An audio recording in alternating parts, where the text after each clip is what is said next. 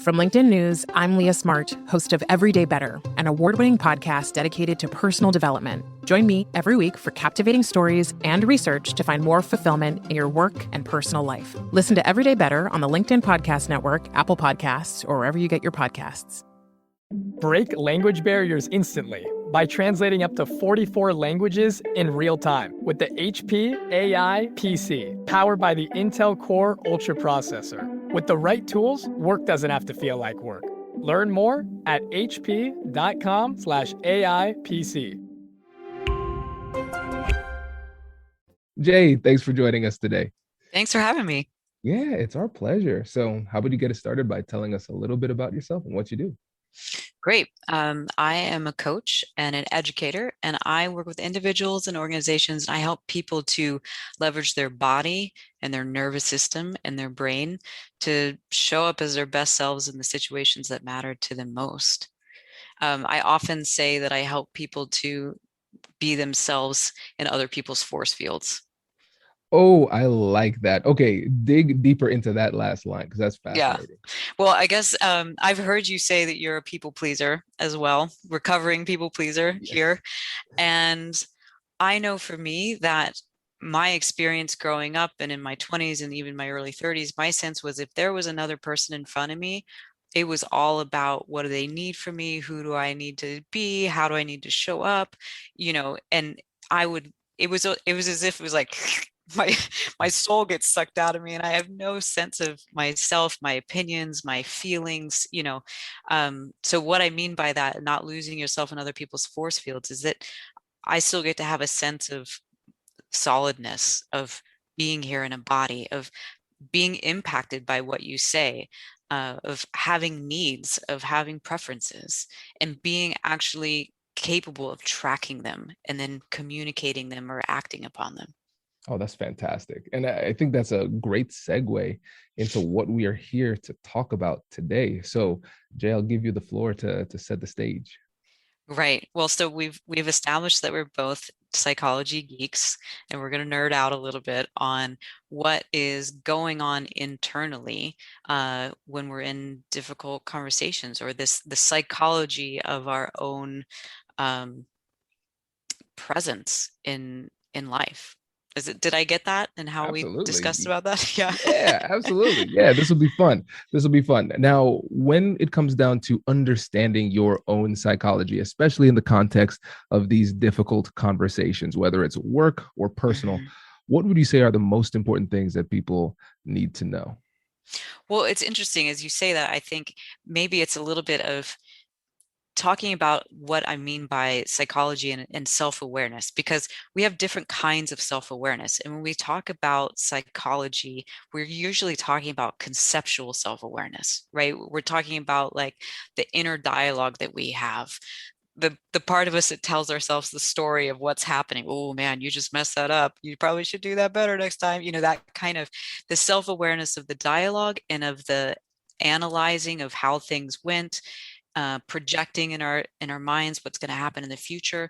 Most of us have that in spades. But there's also something called embodied self-awareness.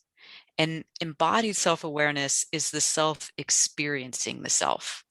So you got conceptual self-awareness over here. That is the self thinking about the self, narrating, telling story, analyzing.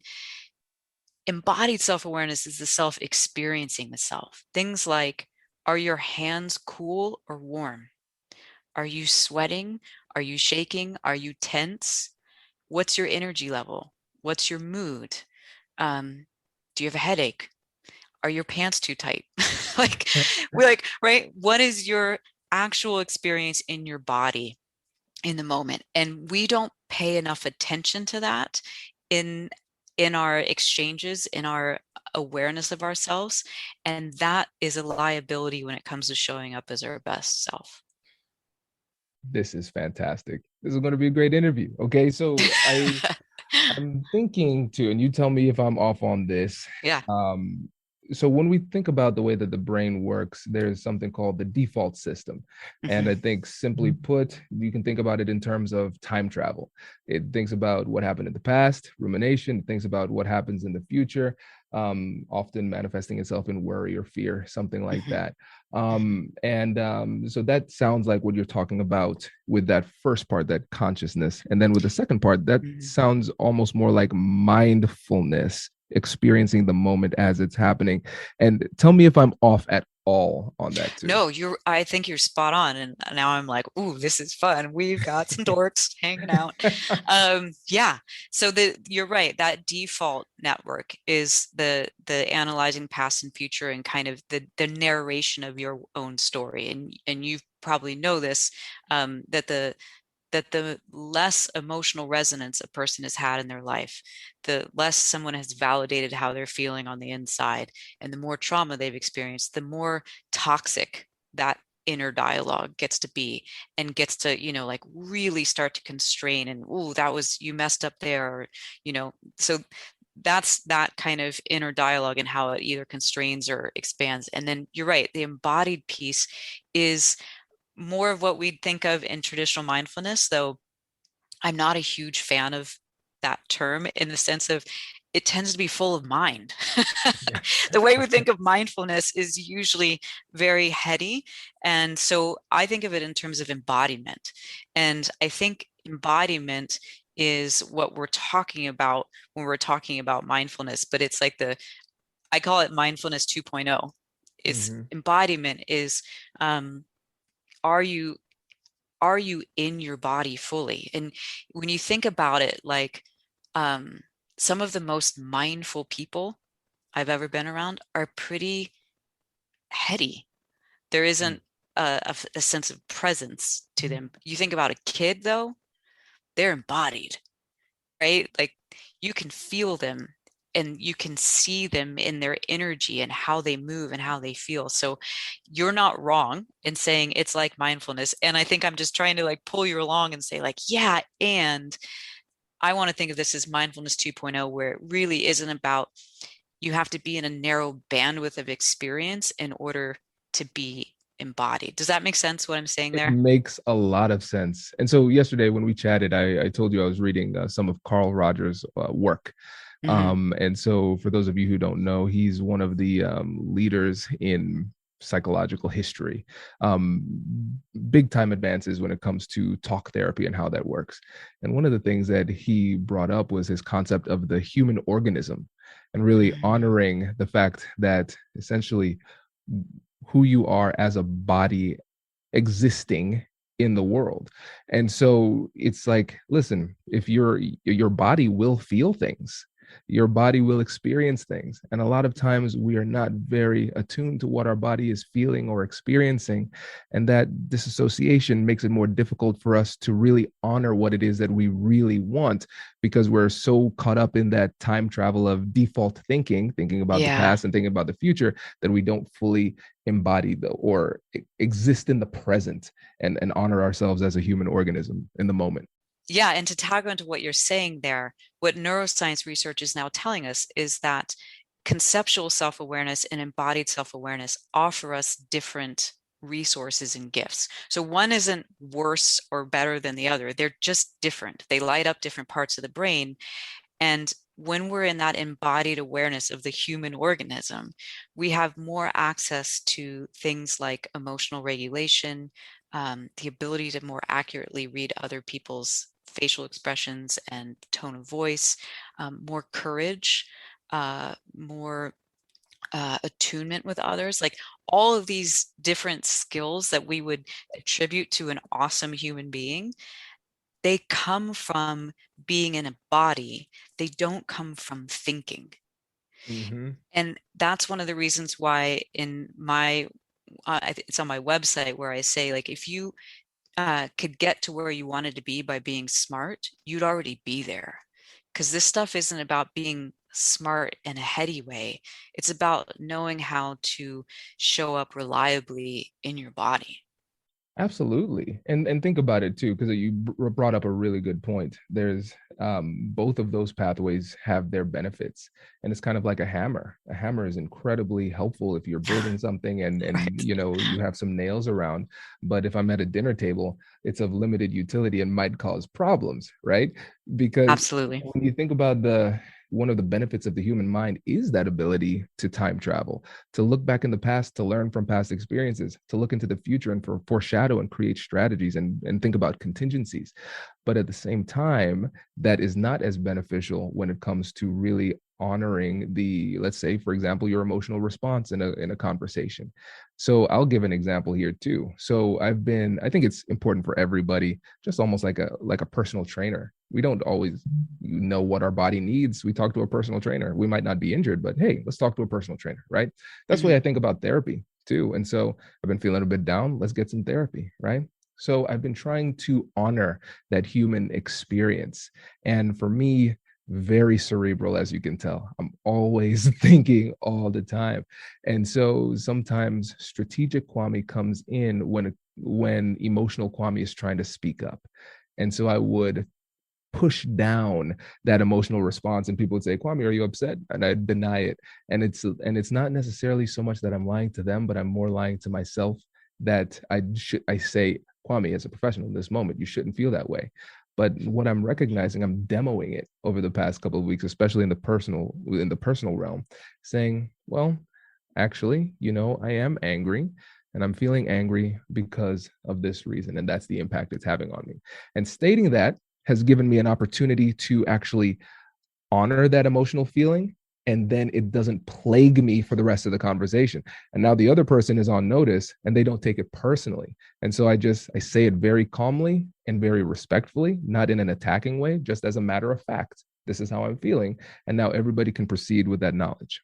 Yes, absolutely. And you're speaking my language. And here's the thing, when you can name the feeling that you're having, it's like you meet back up with yourself again, and you're reunited with your sense of having your legs underneath you. And like, what do I need to say to this person to be true in this moment, to connect in this moment? Because here's the thing, if you're not in your body, you can't actually connect with reality in yourself or in another person. And the thing about your strategic Kwame versus your emotional Kwame, they have their own embodiment.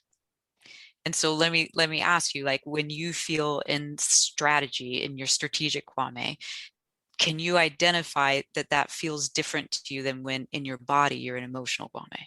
Oh, it's completely different. It is a completely different experience for Yeah. sure. Yeah. And so that's how, if you have embodied self-awareness, which is to say you can track in the present moment, am I tense? Am I at ease? Am I hot? Am I cold? Is my spine stiffened, or am I relaxed in my body? Those are all clues to, is this strategic me that's showing up? Is this emotional me that's showing up? Is this my little kid me that's showing up? Like, all of these different parts of us have their own embodiment. They have the tone of voice, they have the way they stand, right? And that's part of how we track being conscious about how we show up in the difficult situations. Absolutely. So let's get deeper into this, and maybe perhaps we could paint a picture of what it could look like approaching it one way versus another way. So let's get a concrete example. So let's say we're at work and we're having an issue with a colleague. You were working with a colleague on a part of a project, and this colleague is chronically late getting their deliverables in on time.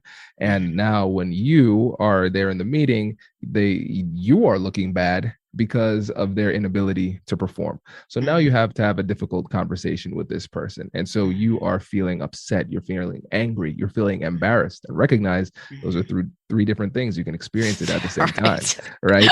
And so now you have this interesting emotional cocktail and you're going into the conversation.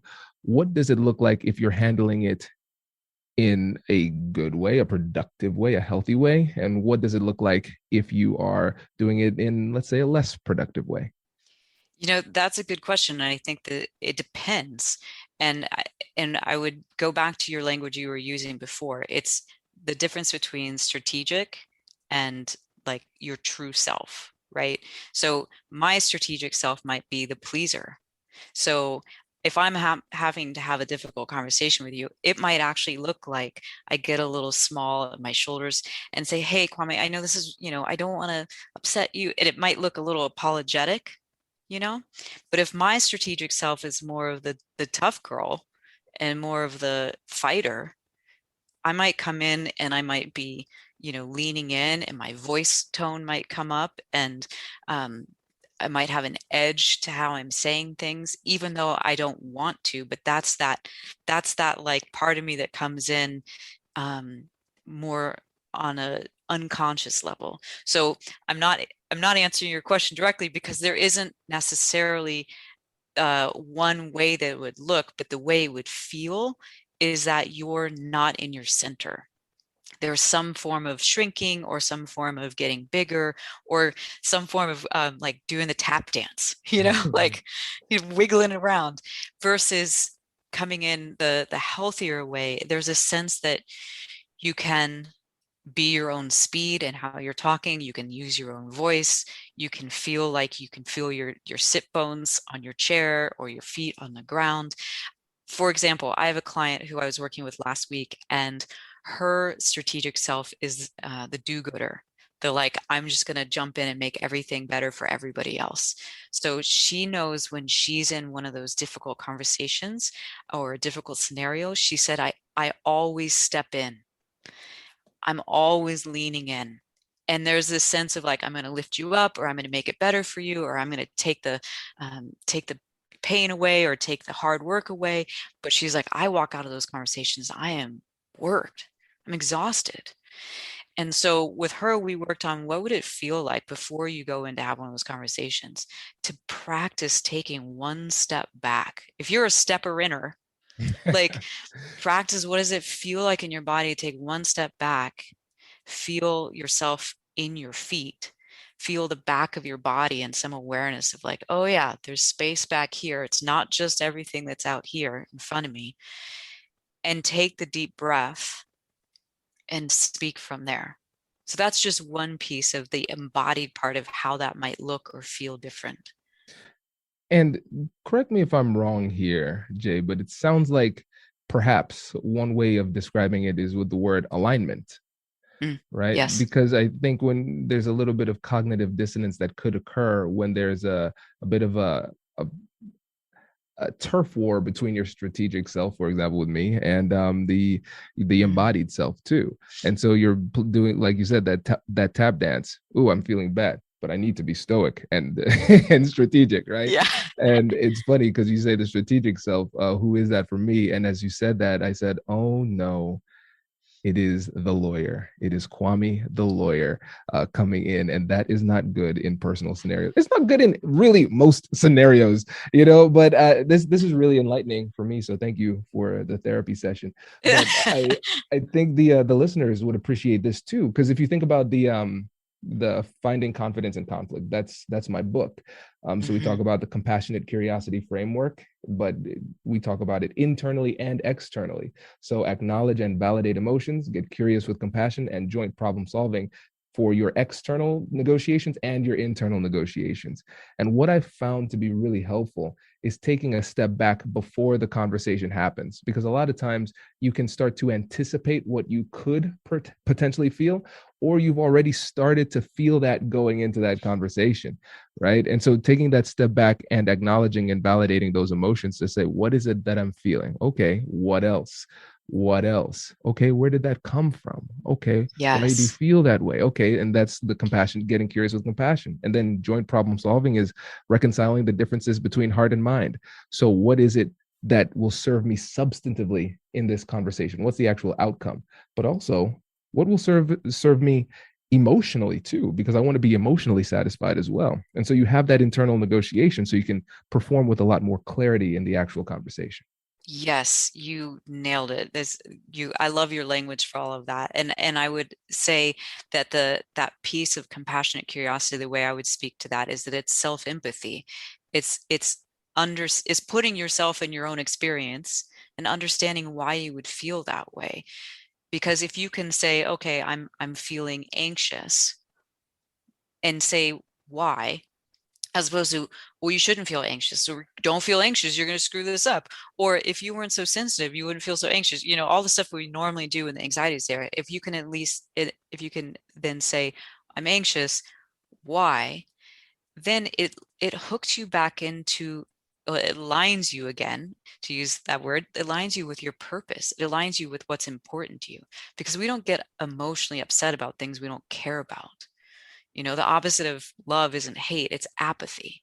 So if there's a feeling coming up, if you're scared or you're sad or you're mad, you're darn tootin' that something that you care about has been stepped on, and you're trying to realign to, oh, I'm anxious because it's really important to me to do good work and to be respected, and I don't know if I'm going to be able to do that here. So what do I need in this scenario to be able to do that? And the other piece I'll add to what you said, Kwame, is it's that checking in with yourself before you go into the conversation, and then the tracking yourself throughout, right? And this is where that embodied self-awareness comes back in. I talk about this in the sense of like a sonar ping. When we're in a conversation with others, or we're leading a group, or we're giving a talk, all of our sonar pings tend to go out. We're reading people's facial expressions, we're reading the room, we're reading the energy. But if you can start to train yourself to send a ping to yourself every once in a while, like, what is my body doing? Am I leaning in? Like, I just realized that my hip flexors were gripping. I was like, there is absolutely no need for me to grip those. I can let that go. I'm looking at you, I'm reading your face, but I'm also feeling hip flexors gripping. I'm going to let that go, because I can feel how that's like the jaw gripping that I would normally do if I'm tense. And I can be more in a flow if there is some form of that constant curiosity to my own experience, and not just, what are you getting from this? Ooh. Hey you, I'm Andrew Seaman. Do you want a new job? Or do you want to move forward in your career? Well, you should listen to my weekly show called Get Hired with Andrew Seaman. We talk about it all, and it's waiting for you, yes you, wherever you get your podcasts. Introducing the HP AI PC, your powerful AI assistant. Easily search through personal files, gain valuable insights, and make smarter, more informed business decisions. Unlock the future of work today with the HP AI PC, powered by the Intel Core Ultra processor. With the right tools, work doesn't have to feel like work. Learn more at hp.com/AIPC. Ooh, you said flow. It makes me want to cite Mihai, and I Yeah. can never say his last name. Me neither. I was hoping you were going to say it. I wasn't going to try. But yes, his first name is Mihai, and his book is called Flow. Essentially, it's, if you're into sports, it's called being in the zone. And you're just kind of like caught in the moment. And one of the sensations of being in the zone is that it's almost like you're watching yourself perform. You're seeing it almost like as a spectator, but you're completely there. Time doesn't matter. You think about those times where it's like, wow, time flew. I didn't even realize it was passing. Yeah, you were in the zone. You weren't time traveling. You were actually in that moment. And it's sometimes challenging to get into that because you're so into your head. And we've told ourselves for so long, hey, you have to be smart. You have to be intellectual. You have to be heady, and really focused on that during the conversation. And to a certain extent, you do. But I think if you're adequately prepared and you prepare well enough, then you can flow with the moment and be more attuned with what's happening, not only with your own body and your own experience, but like you said, being in the moment helps you to appreciate and honor and observe other people's responses as well. And so before your negotiation, and I know everybody has already downloaded our 15 plus free negotiation guides at americannegotiationinstitute.com/guide. I'm sure they have. But if you're a person who has done such a thing, right, you can get a lot of information through that research process. But at the negotiation table during the conversation, you're going to get information that you could never get from any other location. And the thing is, it's not just going to come in what they say, it's also going to come in what they don't say and what their body is saying. And if you're too up in your head, you're going to miss a lot of it. Bingo. And it's going to come through how you feel when they say or don't say whatever it is, right? It's like I talk to clients a lot about going into a job interview, for example. And most people are so focused on what do they think about me and how am I performing, that they don't focus on how do I feel when they answer my questions. How do I feel when I'm answering their questions and I'm watching and they're, not making eye contact, or they are, or right, like we lose a lot of information that's really useful if we're not able to feel what's going on. And so it's presence over preparation. Like, Ooh, I like that. That's right? pretty cool. I feel like I've gotten to the point in my career where I talk to colleagues about this all the time. It's like, if you just put me in the room, I think I can do it at this point. I've got enough experience. I've had enough times of preparing that if I were, actually, this happened the other day. I was doing a a webinar for a large organization, and there was two different times during the day because it's a global organization. So I did it in the morning and I was going to do it again in the evening. And I messed up the time, and it was supposed to be 4 o'clock, and I was thinking it was going to be 5 o'clock. So at 4:05, everything on my desk blew up. I got text, I got a call, I was getting emails. I was like, what is going on? And I realized I was late. I had gotten the wrong time. So I had to jump in. And it was pretty funny because I was like, look, I am showing up right now, and I'm going to be teaching you in real time from my own experience, because my heart is pounding and I'm in that like, oh no, I screwed up, and all that to say, I wasn't prepared, but I knew how to get back to my own presence. And from my own presence, I've done this enough. I've been on this, this isn't my first rodeo. I can get there. And I think we don't put enough stock in how much weight our presence carries, not just for other people, but for our own mental state. 100%. Yeah, I agree 100%. And I think that's a really powerful place to end. But before we do, I want to give you an opportunity to give the listeners one last tip. So, one last parting tip that is just on your heart that you say, I cannot end this interview without sharing this. What would that one thing be? Well, because we've been talking about these different parts of us, we've named the strategic part. I want to say that, and this is kind of getting into the psychology of things a little bit more, but we all always have our little kid self too. And our little kid self shows up in every professional setting we're in, whether we want it to or not. And so when we're thinking about being more in our bodies and feeling what's happening in emotions, it's really important to be able to kind of untangle, is this present day me, or is this little me that's scared or wanting to perform or please? And if so, using all the things about, like grounding yourself, taking a deep breath, that's all to get back into present day you. But you might need to take care of your little self when you get out of that room and just say, man, that was scary, wasn't it? Or, hey, like in your mind's eye, imagining just kind of taking that little self with you and making sure that they're protected and taken care of. And now I realize I might have just gone off in a whole other angle there, but I think the tip is that recognizing, if you're going to be more present in your body, you have to be able to recognize, is this my present self? Is this the strategy self that's going to go in there and be the lawyer or the pleaser? Or is this the little kid that would rather not even be in this hard conversation in the first place? And knowing that it's your job to kind of care for and use that compassionate curiosity through these different parts. Absolutely. Yeah, I think about it almost like a gathering of the round table. They're different versions of yourself, Yeah. and you just kind of have to acknowledge and honor it, right? And I know for a lot of people, there are versions of themselves that they do not like. It doesn't mean that the person doesn't still have a seat at the table. And pretending that that version of yourself isn't there just makes that voice even louder.